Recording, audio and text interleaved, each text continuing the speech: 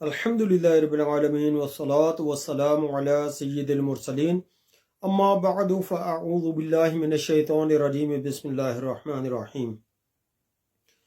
تفسیر صراط الجنان سے سورۃ البقرہ کی آیت نمبر 26 کا ترجمہ اور تفسیر پڑھنے کی سعادت حاصل کروں گا۔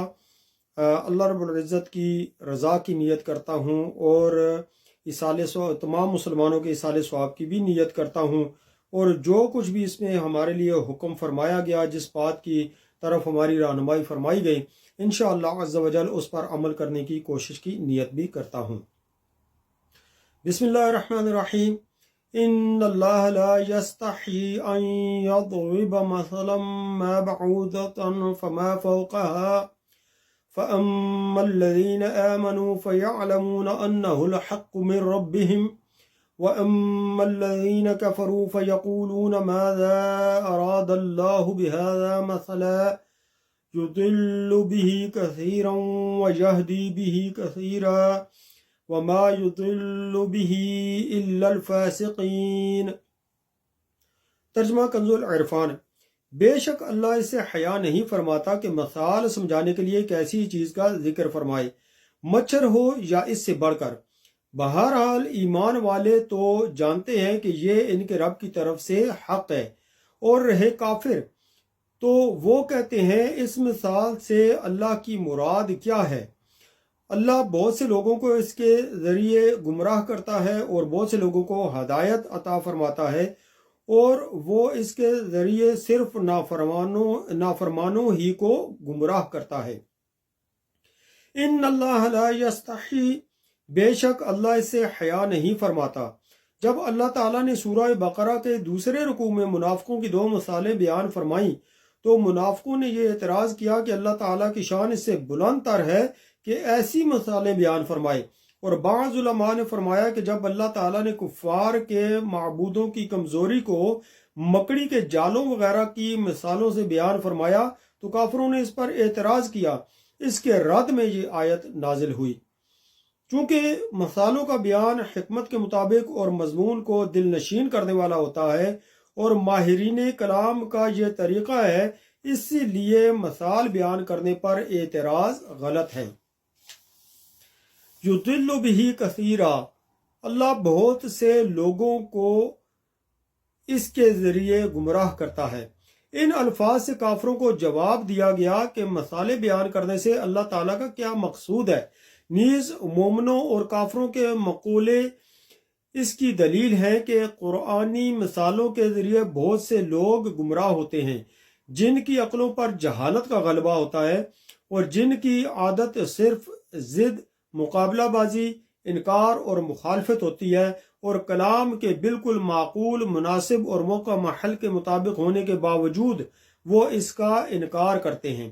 اور انہی مثالوں کے ذریعے اللہ تعالیٰ بہت سے لوگوں کو ہدایت دیتا ہے جو غور و تحقیق کے عادی ہوتے ہیں اور انصاف کے خلاف بات نہیں کہتے، جو جانتے ہیں کہ حکمت یہی ہے کہ عظیم المرتبہ چیز کی مثال کسی قدر و قیمت والی چیز سے اور حقیر چیز کی مثال کسی ادنا شے سے دی جاتی ہے، جیسا کہ اوپر آیت نمبر 17 میں حق کی مثال نور سے اور باطل کی مثال تاریکی سے دی گئی ہے۔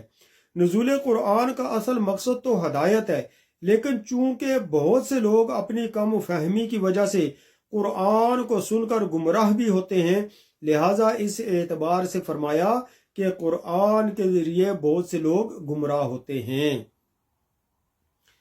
وَمَا يُضِلُّ بِهِ إِلَّا الْفَاسِقِينَ، اور وہ اس کے ذریعے صرف نافرمانوں ہی کو گمراہ کرتا ہے۔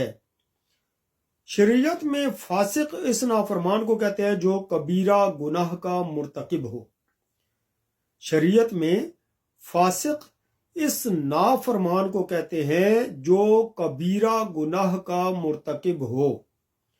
اب فسق کے 3 درجے ہیں۔ نمبر 1 تغابی، وہ یہ کہ آدمی اتفاقیہ کسی کبیرہ گناہ کا مرتکب ہو جائے اور اس کو برا ہی جانتا رہے۔ دوسرا انہماک، کہ کبیرہ گناہوں کا عادی ہو گیا اور اس سے بچنے کی پرواہ نہیں کرتا۔ تیسرا جحود کہ حرام کو اچھا جان کر ارتکاب کرے، اس درجہ والا ایمان سے محروم ہو جاتا ہے۔ پہلے دو درجوں میں جب تک سب سے کبیرہ گناہ، سب سے بڑے کبیرہ گناہ یعنی کفر اور شرک کا ارتکاب نہ کرے تو وہ مومن اور مسلمان ہی ہے۔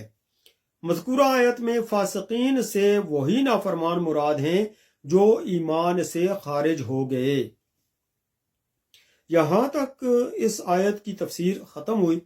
تو اس سے ہمیں یہ درس ملا ہے کہ شریعت میں فاسق اس آدمی کو کہتے ہیں، اس کو کہتے ہیں کہ جو گناہ کبیرہ کرتا ہے تو اس کو فاسق کہا جاتا ہے۔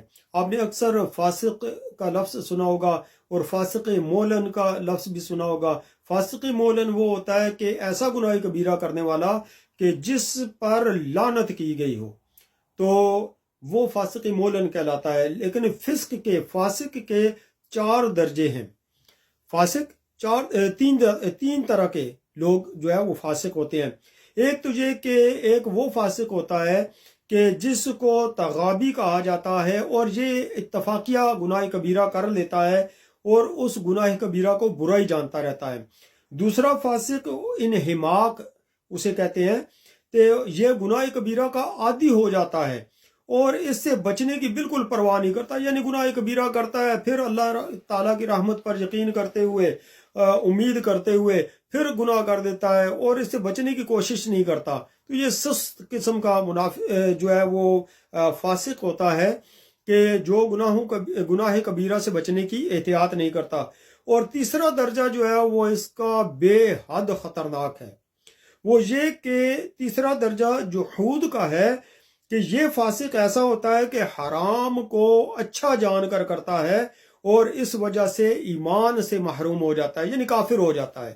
مثال اس کی دیتا ہوں کہ اگر کوئی رشوت لیتا ہے، چونکہ رشوت کا لینا اور دینا حرام ہے، رشوت لینا تو حرام ہے ہی ہے، ٹھیک ہے، لیکن دینے میں صورتیں ہیں، بعض علماء کرام نے بیان فرمائی ہے کہ اگر کوئی اتنا مجبور ہو گیا کہ اس کا کوئی جائز کام بھی بغیر رشوت دیے ہوئے نہیں نکلتا، تو اس کے لیے بیچارے کے لیے جائز ہوگا کہ چلو وہ رشوت دے دے اور اسے غلط سمجھتے ہوئے دے اور اپنا کام نکلوا لے۔ تو رشوت کو اچھا سمجھ کر لینے والا، حلال کا مال سمجھ کر لینے والا، یہ اس کے بارے میں بہت ہی خطرہ ہے، وہ کسی مفتی صاحب سے رابطہ کرے کہ وہ مسلمان بھی رہا ہے یا نہیں۔ اسی طرح سے آج کل لوگوں کو دیکھا جاتا ہے کہ پیسہ یا تو پیسہ بڑھانے کے لیے یا غربت آ جانے کے خوف سے کچھ اگر پیسہ ان کے پاس جمع ہو جائے تو وہ بینکوں میں رکھا دیتے ہیں اور ہر مہینے اس پر سود لیتے رہتے ہیں۔ تو سود کو اگر وہ حلال جان کر لیتے ہیں تو یہ بھی کسی مفتی صاحب سے رابطہ کر لیں کہ حرام کو اچھا جان کر اس کا ارتکاب کیا تو وہ ایمان سے محروم ہو جاتا ہے، یعنی کافر ہو جاتا ہے۔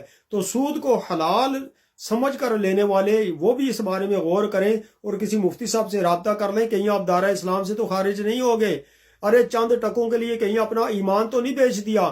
تو اللہ تعالی ہمیں ان سب سے بچائے اور گناہ کو گناہ سمجھنے کی توفیق عطا فرمائے، کیونکہ گناہ کو گناہ سمجھنا یہ فرض ہے، اور علماء کرام نے لکھا ہے کہ گناہ کو ہلکا سمجھنا یہ کفر ہے، یہ علماء کرام نے لکھا ہے۔ تو اللہ تعالی ہمیں پکا سچا مومن بننے کی توفیق عطا فرمائے، آمین، بجاہ النبی الامین صلی اللہ تعالی علیہ وآلہ وسلم۔